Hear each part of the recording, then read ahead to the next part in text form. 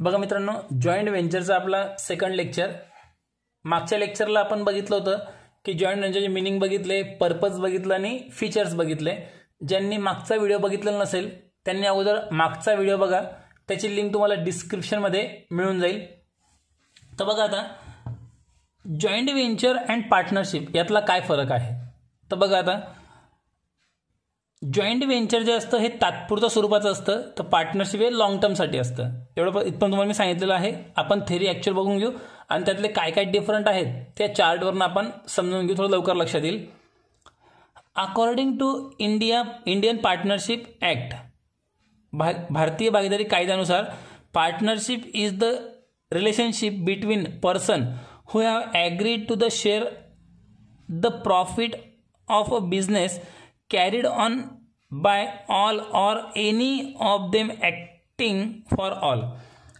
भारतीय भागीदारी कायद्यानुसार दोन व्यक्तींमधलं जे रिलेशन आहे भागीदारांचं, त्यात त्यांचा जो काही लॉस प्रॉफिट असेल त्यांचं तिथे पूर्ण ठरलेलं असतं.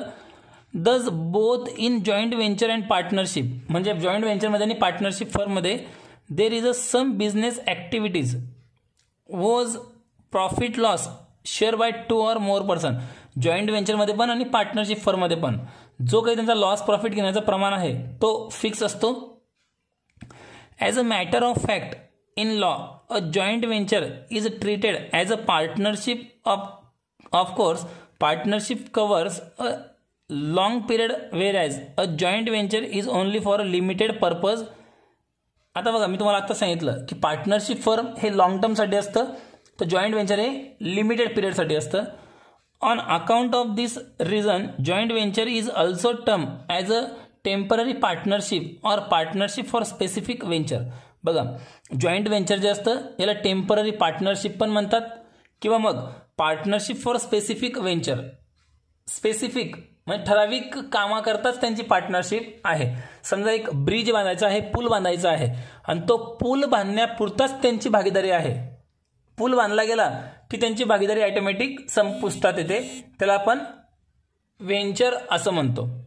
आता distinction on between joint venture and partnership. Joint venture आणि पार्टनरशिपमध्ये नेमकं काय काय फरक आहे ते आपल्याला क्लिअर करायचं. बघा, एक एक पॉईंट मी क्लिअर करून देतो. पहिला पॉईंट आहे नेम. जॉईंट व्हेंचरमध्ये usually it is without any trade name. Joint व्हेंचरमध्ये जर त्यांनी आपलं जॉईंट व्हेंचरला काही नाव नाही पण दिलं तरी पण चालतं. Partnership always have specific trade name, आणि पार्टनरशिप फर्ममध्ये त्यांच्या संस्थेला एक स्पेसिफिक नाव असणं आवश्यक असतं. मेंबर, सेकंड पॉईंट आहे मेंबरचा. Member of joint venture are known as co venture.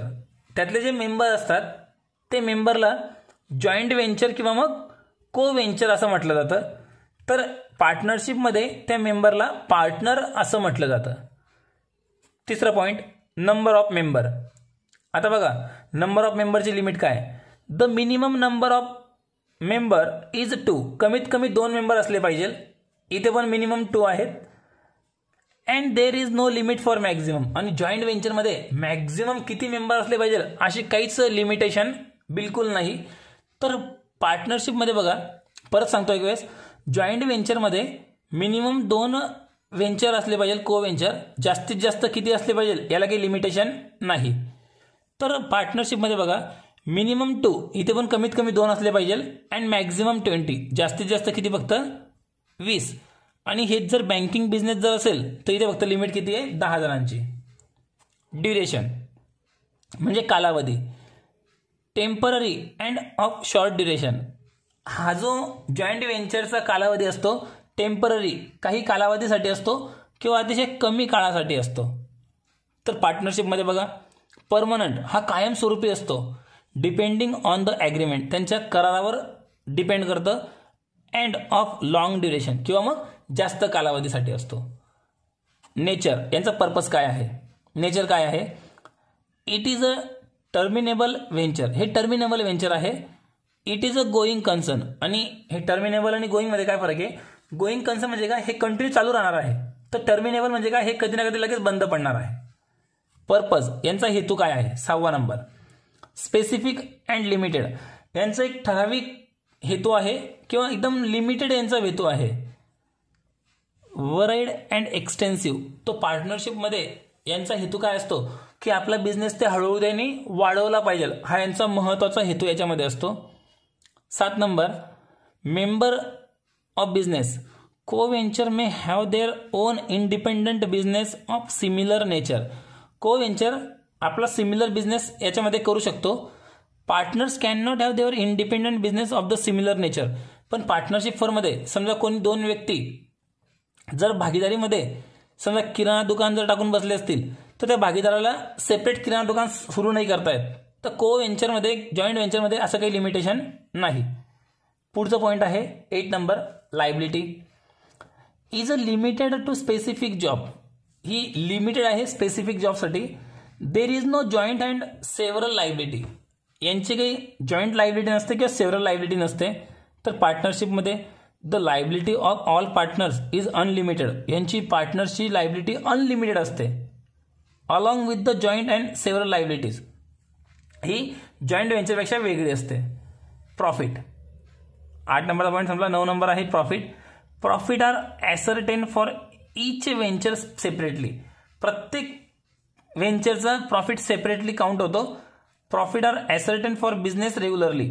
आणि इथे आता बघा परत समजून सांगतो. Profit are ascertain for each venture. Venture म्हणजे काय, प्रत्येक समजा आता 2 भागीदारी मिळून काम करतायत व्हेंचरमध्ये, मग त्यांचे बिझनेस जर वेगळे वेगळ्या प्रकारचे असतील तर प्रत्येक बिझनेसचं म्हणजे पूल बांधायचं असेल तर त्याचा प्रॉफिट वेगळा काउंट होऊन जाईल. जर कॉलेजची बिल्डिंग बांधायची आहे तर याचा पैसा आणि याचं कॉन्ट्रिब्युशन पूर्ण वेगळं निर्माण होईल. जर समजा शॉर्ट टर्मसाठी बिझनेस वगैरे करायचा आहे, सॅनिटायझर विकण्याचा, मास्क विकण्याचा, तर याचा प्रॉफिट एकदम वेगळं काउंट होईल, असं असतं. तर पार्टनरशिपमध्ये profit are ascertain for business regularly. आणि यांचा बिझनेस कोणत्याही प्रकारचा असू द्या, यांचा प्रॉफिट रेग्युलरली काउंट केला जातो. ॲक्ट, काय ॲक्ट म्हटलं बघा, it is not govern by any special act. तर जॉईंट व्हेंचरसाठी काही गव्हर्नमेंटने एक सेपरेट कायदा काढलेला नाही. The provision of partnership act apply. तर याला जी पार्टनरशिपची प्रोव्हिजन आहे, तरतूद आहे, ती याला ॲप्लाय होते. तर पार्टनरशिप फर्ममध्ये बघा, पार्टनरशिप फर्मला the partnership is govern by Indian Partnership act 1932. तर 1932च्या कायद्यानुसार पार्टनरशिप फर्म चालत असते. आता शेवटी 11वा पॉईंट आहे शेवटचा, बुक्स ऑफ अकाउंट्स. यांचे बुक्स ऑफ अकाउंट्स काय असतात. It is not necessary to prepare separate permanent record of accounts. तर यांना जॉईंट व्हेंचरमध्ये परमनंट अकाउंट ओपन करणं काही गरजेचं नसतं.